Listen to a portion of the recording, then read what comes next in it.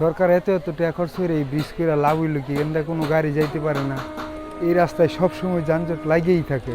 এই ব্রিজ যদি চালু হয় উত্তর অঞ্চলের মশাখালী, গফরগাঁও, কিশোরগঞ্জ, সেইদিকে ময়মনসিংহ অনেক মানুষ এদিকে আসতে পারবে। আর ওই আরেকটা ব্রিজ আছে পাশাপাশি, সেই ব্রিজটার যানজট কমে যাবে।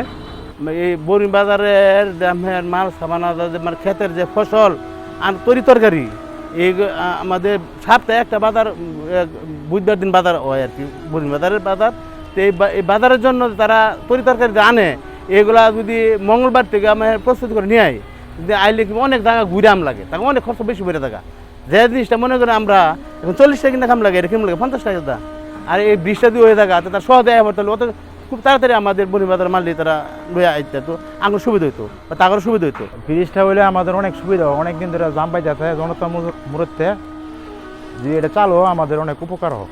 সরকার এত টাকা খরচ করে এই ব্রিজ করে লাভ হইল কি? এখানটা কোনো গাড়ি যাইতে পারে না, এই রাস্তায় সবসময় যানজট লাগেই থাকে, একটা রুগী নেওয়া যাইতে পারে না, মানুষ খুব অসুবিধা ভোগ করতেছে। এটা চালু হলে সকলের সুবিধা হবে।